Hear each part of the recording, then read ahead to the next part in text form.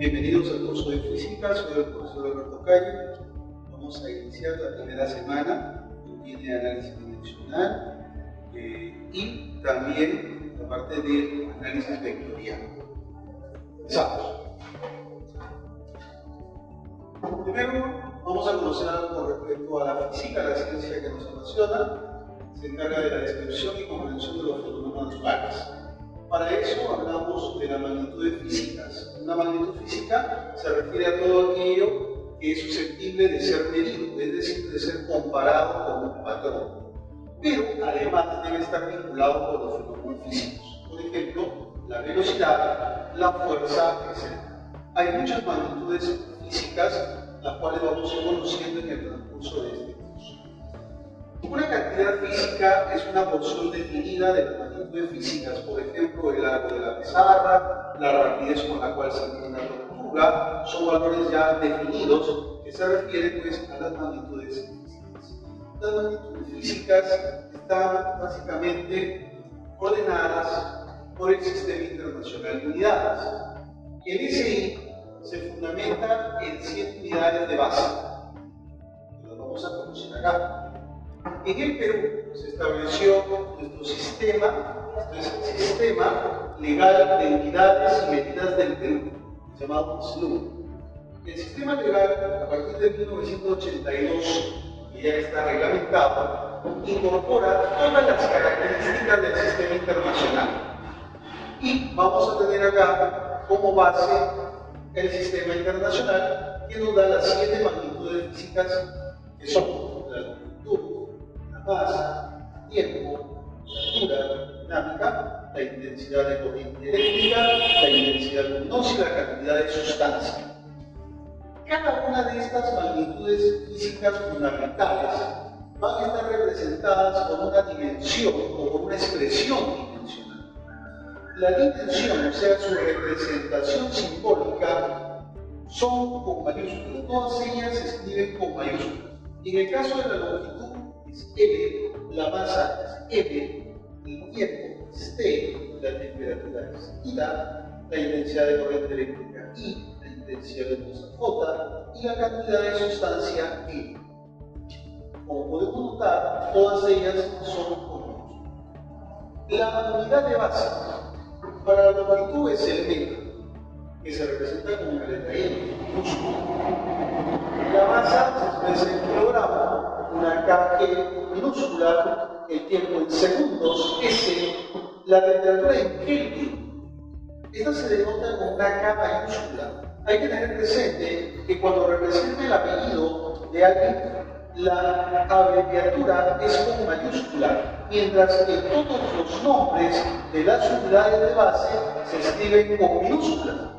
Kelvin se escribe con minúscula, ampere, que es de la intensidad de corriente eléctrica, también es con minúscula, pero su símbolo es una A mayúscula, porque existe el señor. La intensidad luminosa, la candela, CD, minúscula también, y la cantidad de sustancia finalmente el mol, sí. Entonces, recordemos acá, las dimensiones todas con mayúsculas, las unidades se escriben con minúsculas, pero su abreviatura, en el caso de Kelvin y Ampere, son con mayúsculas.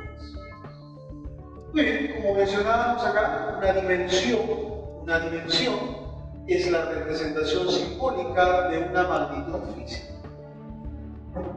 Entramos entonces al análisis dimensional. En esta rama auxiliar de la física, lo que hacemos es reglamentar matemáticamente las relaciones entre las magnitudes físicas fundamentales, la RSI, y el resto de magnitudes, a las cuales se le llaman magnitudes derivadas. Entonces tenemos fundamentales y tenemos el resto derivadas. Acá se va a utilizar la siguiente notación. Se utilizan los corchetes. Si acá escribimos una X, entonces se va a leer dimensión o expresión dimensional de qué? De X, de lo que se encuentra.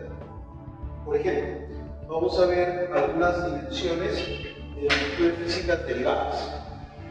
Si nosotros lo escribiéramos sin corchetes diría velocidad, pero ahí con corchetes dice la dimensión de esa magnitud física que es la velocidad. Acá hay una tabla, una pequeña tabla, de algunas magnitudes físicas derivadas que son las más utilizadas. Por supuesto que hay muchas más. ¿Ve? Acá tenemos la velocidad, observemos que está expresada en función de algunas fundamentales. Vemos que solamente hay 7 símbolos dimensionales. Más símbolos no hay. Las demás, o sea, las derivadas, van a estar en función de quién? De las fundamentales. ¿Ven? La aceleración, la fuerza, el trabajo, la energía, la potencia, la presión. Pero como dos magnitudes diferentes pueden tener la misma tensión. Por ejemplo, trabajo y energía.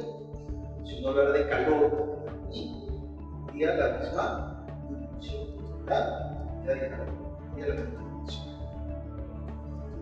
Reglas, algunas reglas. Primero, las dimensiones no cumplen con la adición o sustracción.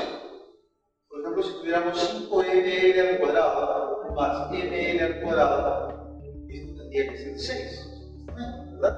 Pero nosotros nos estamos refiriendo a las dimensiones, no a las cantidades. Por lo tanto, simplemente será ml al cuadrado. Es decir, los números, las funciones trigonométricas, los logaritmos, los exponentes, y las constantes numéricas y epsilon. Acá también tener cuidado con las constantes numéricas. Existen constantes numéricas y existen constantes físicas. Las físicas sí tienen dimensión. Constantes numéricas, estas son adimensionales, sin unidades. Es decir, su expresión dimensional es la unidad. ¿Ven? Por convención, la unidad. Finalmente, la primera parte, muy importante, que se llama principio de homogeneidad.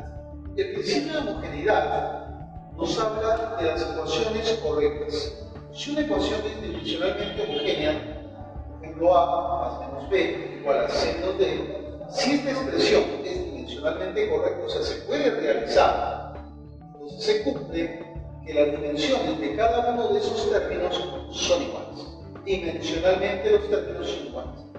En otras palabras, si yo digo que A es fuerza, representa una fuerza, entonces B también tendría que representar una fuerza.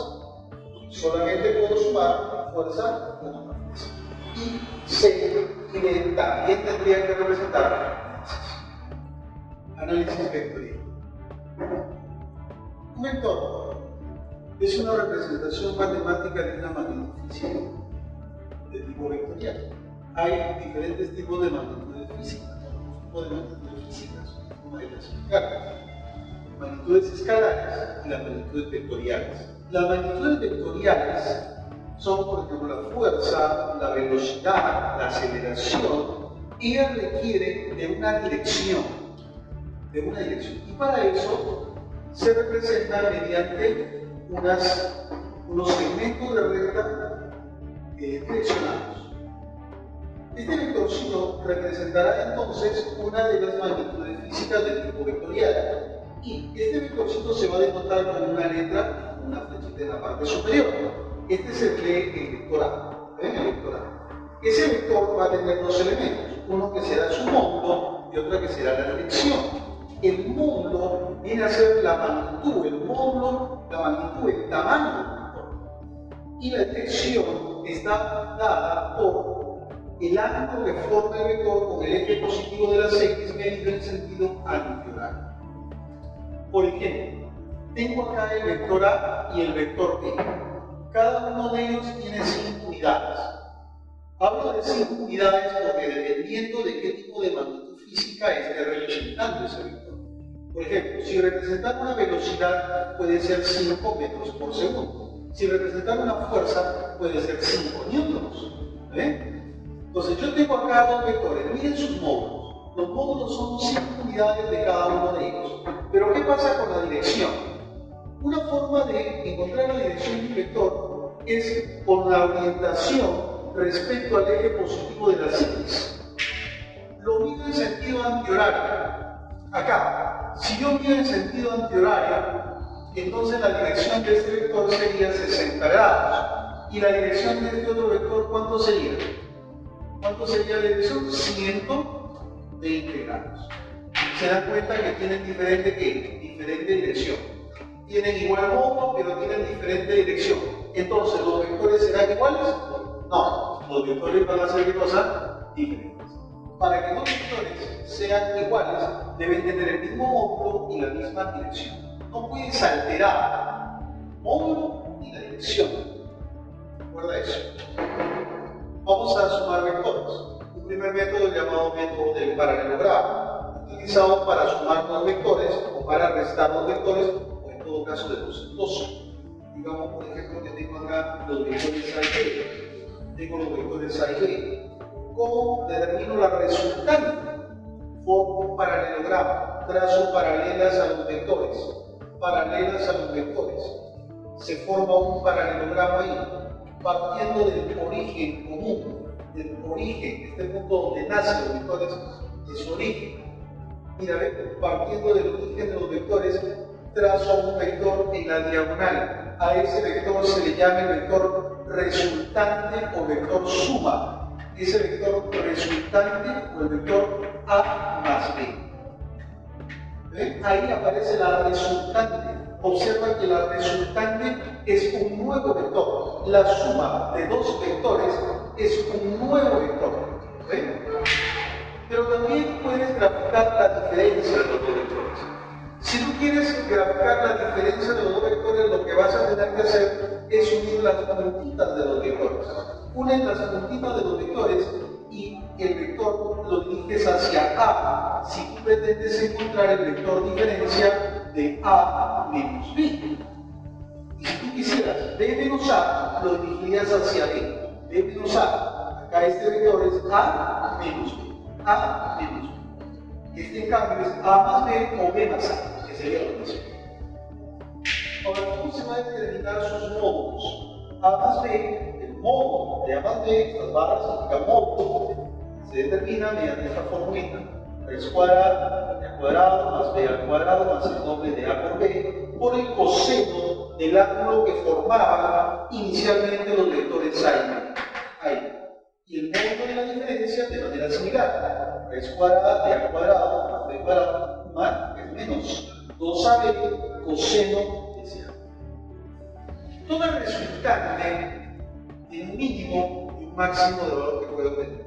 Dos vectores tienen una resultante máxima cuando son paralelos y en la misma dirección, y mínima cuando van en direcciones opuestas. Casos. Primer caso, vectores perpendiculares.